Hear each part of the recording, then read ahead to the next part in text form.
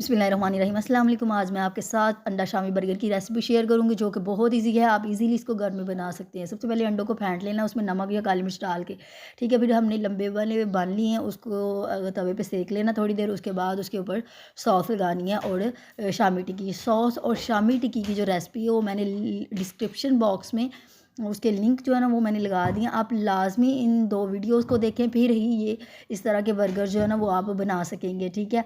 फिर ये शामी लगा के उसके बाद हम इसके ऊपर बंद गोभी बारीक बारीक सी, फिर सलाद पत्ता लगाएंगे। फिर उसके बाद टमाटर और प्याज मैंने स्लाइसिस में काट लिए तो वो इसके अंदर जाएंगे। फिर खीरा खीरा जाएगा इसके अंदर। खीरे मैंने लंबे लंबे काटे थे। फिर इसके ऊपर सॉस सॉस जो है ना वो आपने ज़्यादा लगाने हैं। सॉस ज़्यादा लगाने से ही बर्गर ज़्यादा मज़ेदार बनते हैं। तो फिर इसके ऊपर मैंने ना अंडा लगाया था। तो अंडे की जो रेसिपी है अंडा जब मैंने लगाया ना तो वो जो वीडियो है ना वो मेरे से स्किप हो गई थी, वो मुझे याद नहीं रही।